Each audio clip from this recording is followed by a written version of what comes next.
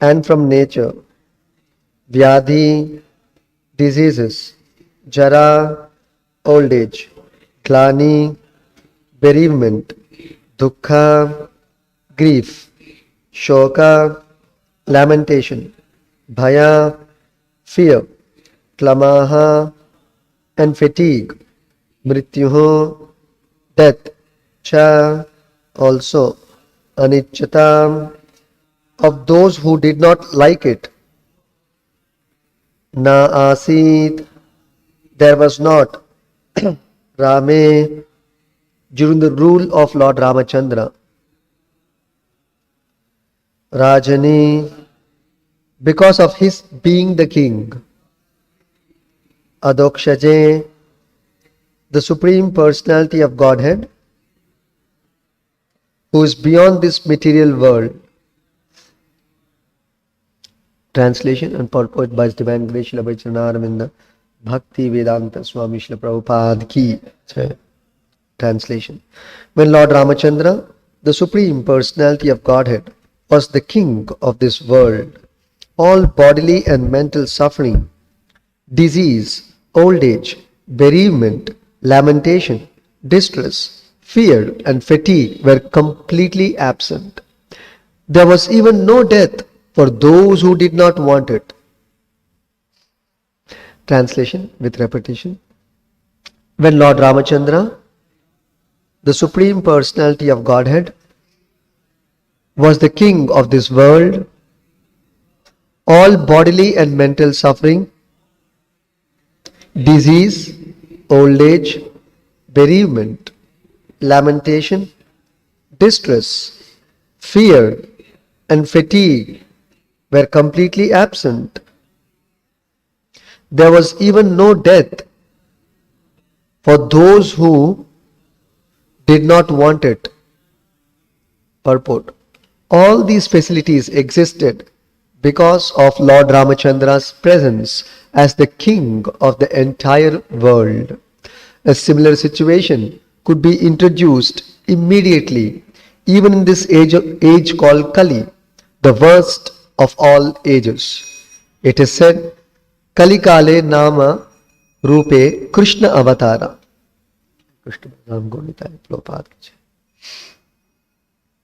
Krishna descends in this Kali Yuga in the form of his holy name, Hare Krishna, Hare Rama. If we chant offenselessly, Rama and Krishna are still present in this age. The kingdom of Rama was immensely popular and beneficial. And the spreading of this Hare Krishna movement can immediately introduce a similar situation even in this Kali Yuga. Thus ends the Bhaktivedanta purport and translation to Canto 9, Chapter 10, texts 52 and 53 of Srimad Bhagavatam. Om Ajnanatimirandasya Jnananjanashalakaya Chakshunmilitam Jena Tasmai Shri Gurave Namaha. Namo Vishnupadaya Krishna Prashtaya Bhutale Srimate Bhakti Vedanta Swami Niti Namine. Namaste Saraswate Deve Gauravani Pracharine Nirvishesha Shunyavadi Paschatya Deshatarine. Jai Shri Krishna Chaitanya Prabhu Nityananda Shri Advaita Gadadhara Shri Vasadi Gaura Bhakta Vrinda. Hare Krishna Krishna Krishna Krishna Hare Hare Hare Rama Rama Rama Hare Hare.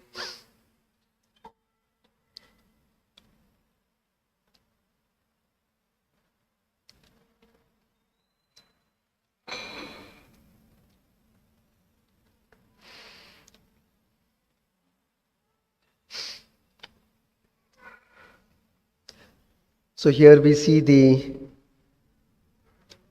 opulence of a Krishna conscious leader ruling the world, and the most ideal leader being the Lord himself. So Lord Ramachandra, when he was ruling this world, the entire earth was replete with all necessities of life, so that the human being can fully focus all his energy in simply how to become Krishna conscious. Today there is so much uh, management and discussion and resolutions about supplying the necessities of life, about the dangers of nature. Nobody has any control over nature and natural production. So this clearly indicates that we are not in control of either natural products or material nature. If the Lord wants the nature being in his full control, he can supply all the necessities of life unlimitedly, as was the case during the time of Lord Ramachandra. As we see here, it is described by Shukadeva Goswami to Maharaja Parikshit. When Lord Rama was ruling the earth planet, the forests, the rivers, the hills, mountains, states, islands, seas, all of them were favorable in supplying all their produces and sharing their opulences for all living beings without restriction and without reservations. You see? So how simple it is. If the Lord desires, there is unlimited supply. No shortage of anything from any quarters. So, in essence, there is no scarcity of anything in this world even today, which is a fact. Srila Bhakti Siddhanta Saraswati Thakur always said, there is no shortage of anything in this world except Krishna consciousness or bhakti to Krishna. That is the only shortage. Sometimes the government becomes very busy in trying to source,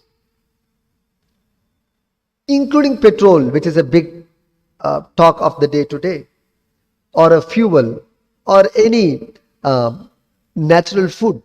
We're always talking about shortage, scarcity, famine, drought. But the Lord can separate all these things just if the whole population becomes Krishna conscious.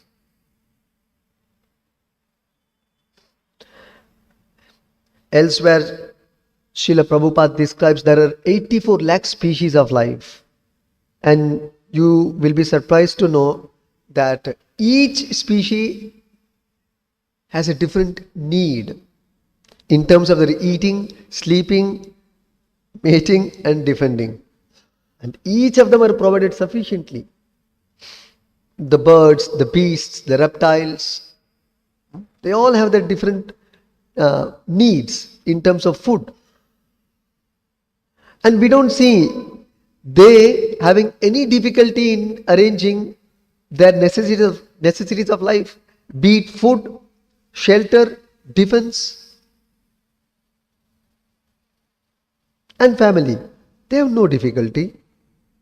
They're getting their food. In fact, if you see, human being is only a part of the entire creation. The maximum species are other than human beings. Sometimes there are even statistics that in one glass of water, the number of living entities which are there overpowers the number of human beings on the earth. One glass of water. And then you take out how many living entities are there. So all their needs are being met. They're not struggling.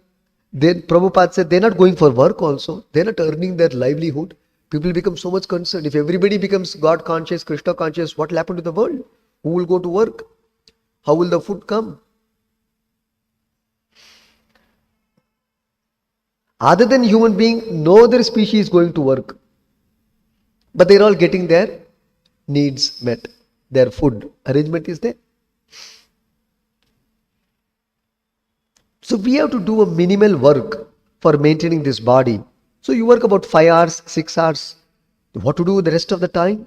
It's meant for spiritual cultivation. For conquering over birth and death.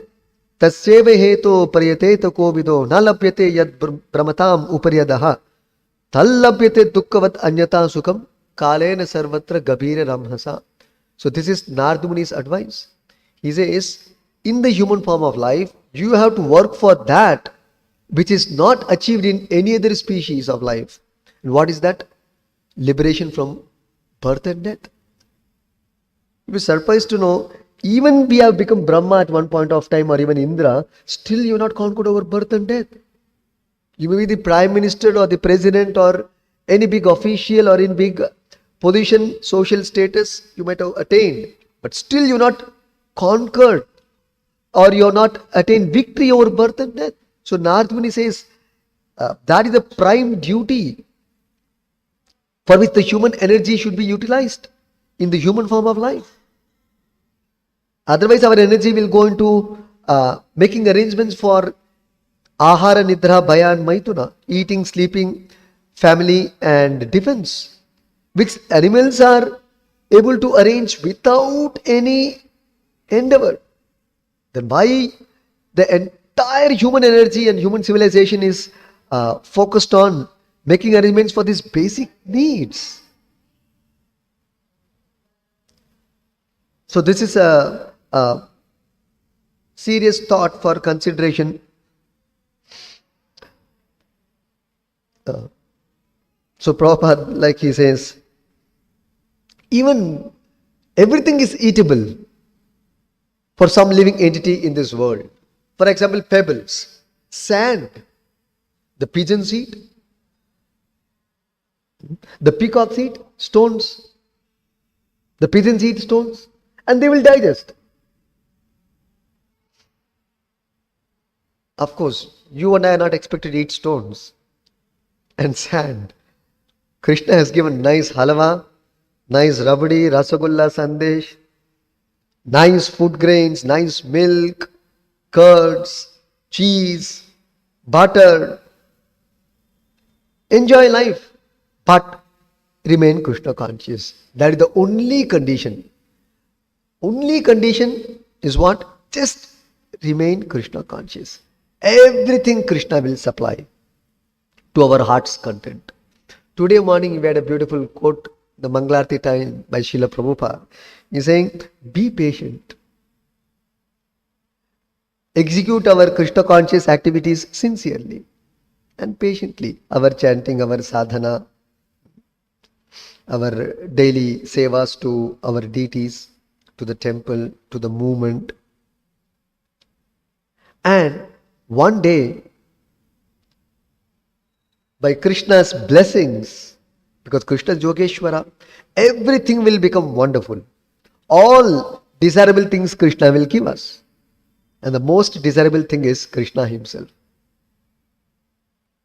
So everything Krishna will arrange. So we have to be patient. There's no shortage of anything. So Prabhupada is saying, the peacocks, the pigeons, they're eating. So everything is eatable. There's no question of overpopulation. As the modern man keeps repeatedly telling, there's overpopulation and therefore there is a shortage.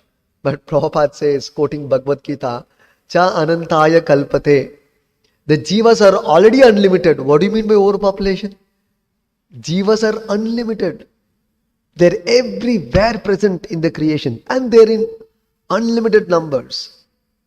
There's no question. Today overpopulation has come. Earlier overpopulation was not there. So either in this planet or the other planet or in this country, other country, the population is unlimited. So sometimes there is restriction in supply. Therefore you are seeing that pinch. Then one should consider why there is shortage or restriction. Yes, sometimes there is a fact that nature is not supplying. So Prabhupada gave an example, just like if a doctor is there and a patient goes to a doctor and he has, got some digestion issue or some stomach problem. Because he's a patient, doctor restricts him from certain kind of foods. Sometimes from overall food altogether because of his diseased condition. But it's not that in the market there are no food grains. Everybody else is eating, only you are restricted from that eating. So nature has its own recourse, Prabhupada calls, just like we overeat. So nature has its own recourse. The next 3 days you have to fast. You cannot eat solid food because you are overeaten or you have messed up your eating process. So for your own good, again nature sets up the system to balance it out and make you healthy again. So there is fasting. So nature has its own way of correcting things. So like doctor restricts a certain patient from a certain food because he is diseased. It is not that eating itself is restricted. Sometimes this example is also given. Sometimes the mother restricts a certain kind of food for her child. But it's not that in the kitchen there is no there is no stock of provisions. Kitchen enough stock is there. Everybody else is eating. Only that particular child is restricted because he has got some health issue. So like that, when the majority of the living entities are having all the necessities, then why the human being alone is not getting his supply? So we have to think about it. That means there is no shortage in nature or in the supply. Krishna can supply unlimitedly, but there is restriction. That means, what is the reason for restriction? So the scriptures say, when we become godless or atheistic or demoniac, then nature automatically restricts the supply. A very, very interesting thing. Nature automatically restricts the supply. That means the opposite of it, you just become Krishna conscious. At least you will get your supply without restriction.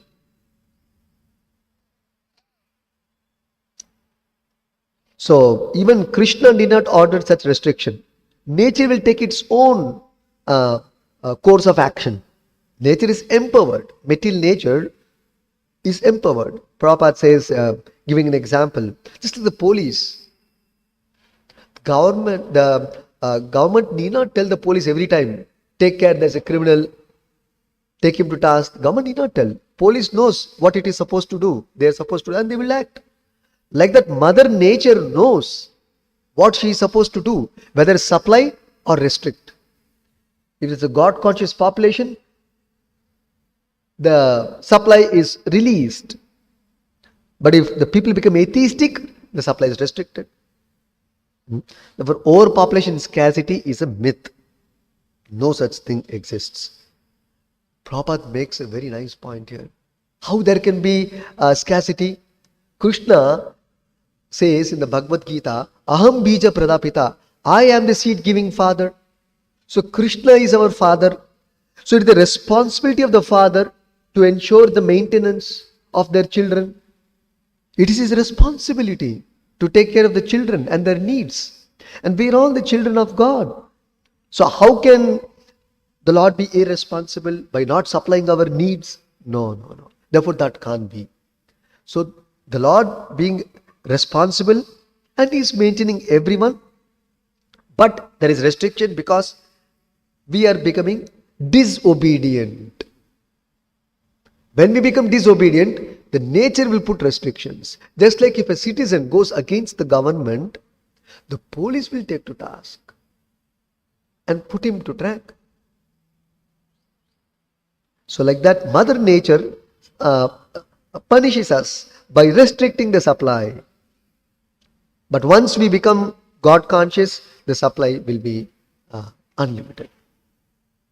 But that Mother Nature is not working independently.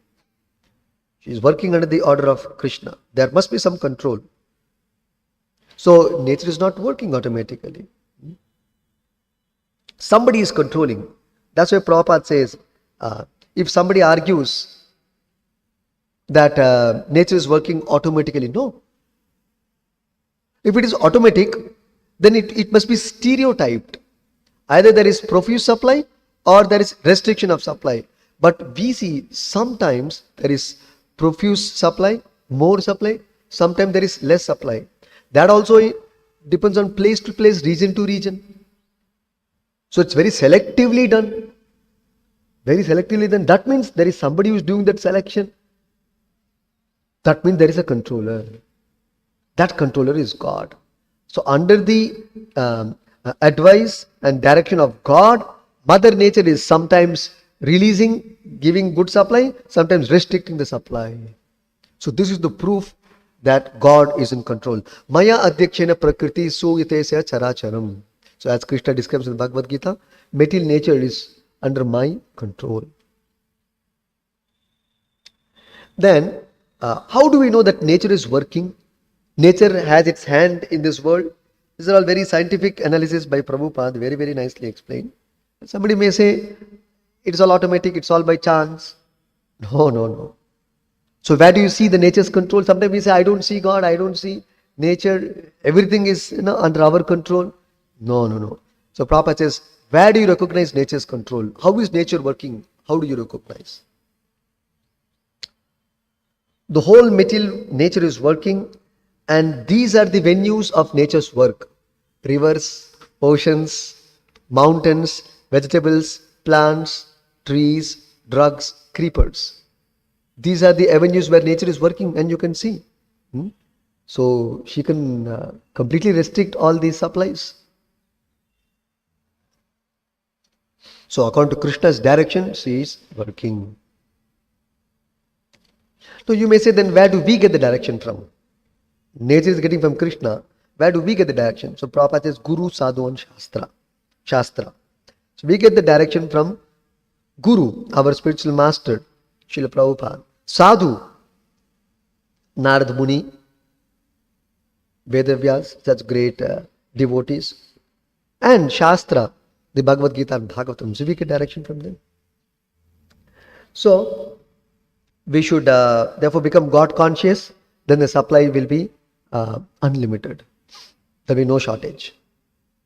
So Krishna can supply unlimitedly, but we have to remain God conscious and no other criteria, no other expectation from us other than just remaining Krishna conscious. What do you mean by Krishna conscious? To be obedient to the will of God, to the desire of God. Just execute God's will. God's will is manifest through the Acharya. So just execute the Acharya's desires. That's all. So don't have big anxiety as such. See, the Acharyas are there, they've expressed what they're wanting from us. We just do our routine duties. And the supply will be unlimited. But Prabhupada sometimes warned that because we are Krishna's children and Krishna supplies unlimitedly, don't misuse. Be careful. So Prabhupada has warned. He told one nice story in this regard. Once there was a sheikh, big, very rich zamindar. Generally the sheikhs are very rich. They're all kings. So he had a son, a small 5-year-old son. So in his palace-like house, a lot of chandeliers were hanging. And those chandeliers were all not the bulbs, they're all diamonds and gems. All the glasses were not glass pieces, they were all diamonds and gems. So one worker was cleaning one fine day that chandelier, and by chance one moti dropped down, and it was a marble floor, and it produced a very nice sound, ting, very nice, soothing sound. So he was a small boy, 5-year-old boy, so he felt very interesting. Oh, very good thing. He said, drop one more. Again, worker dropped one more moti. He said, drop one more, like that. So it became plaything. Then the father came in. Father said, what are you doing? So, he's so rich, they can afford to drop moti also from the chandelier. So like that Prabhupada said, we have to guard that just because Krishna is supplying so much money, so much things, Krishna can supply, but if you're responsible and careful, Krishna can supply unlimitedly. But you should not become like the son of the sheikh who wants to drop the moti for fun. So don't misuse Krishna's energy, Krishna's money. Otherwise, nature will restrict.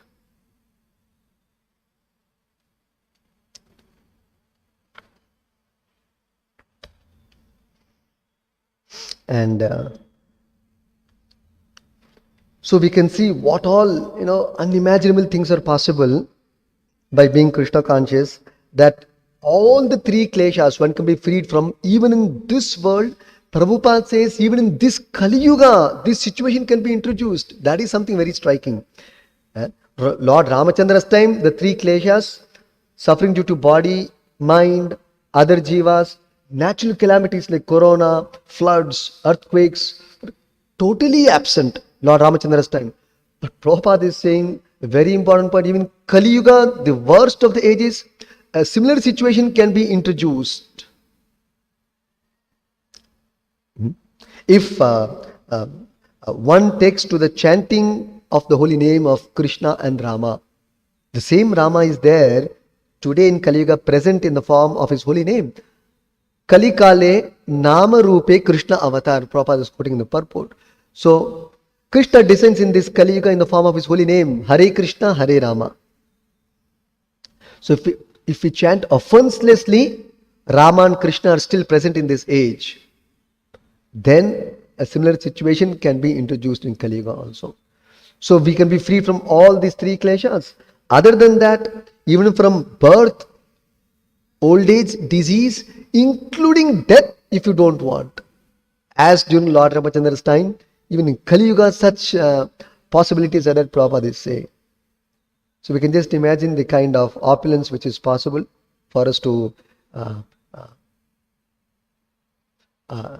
experience if we simply remain Krishna conscious. So therefore Prabhupada says the spreading of this Hare Krishna movement can immediately introduce a similar situation even in this Kali Yuga. Otherwise, if we meddle with nature's arrangement, Krishna's arrangement, we'll simply suffer. Just like if you meddle with the government's arrangement and policy, you will simply suffer. You just go in line with the government's policies, government's arrangement. Then you'll be a free citizen, you will have a lot of facilities to live happily. And government will encourage you. Government does encourage everyone. Like that, so the Lord will give a lot of facilities for us to preach Krishna consciousness if we remain His sincere servants. We just have to become sincere servants of Krishna or the spiritual master. So we have to become a good instrument in the hands of Krishna and Guru and Vaishnavas. So that is an exercise we have to go through. How to become a good hand. Like Prabhupada said in one Bhagavatam purport, the Pandavas, he describes them as malleable devotees of the Lord. Malleable means you can mold it the way you want. The gold is a very malleable metal. In fact, among all the metals, gold has got the highest malleability rating. That's why it is very costly. So that means you can carve out any design from gold because it is malleable. You can melt it and then you can, make a design the way you want. It allows itself, basically it is flexibility. So like that, if we allow ourselves to become flexible in devotional service, in Krishna consciousness, let the Lord, the Acharyas, they use the way they want. They want us to be used by them without any reservation. So that's a great challenge and challenge in our present state, a great mental exercise you have to go through. So, but if you can do that, then Krishna be extremely pleased. Guru will be extremely pleased. So, if that kind of Krishna consciousness standard, if we can practice, then you can see lot of opulence from any angle, spiritually, materially. So I'll stop here. ग्रंथराज Shrimad Bhagavatam की जय, प्रभुपाद की जय.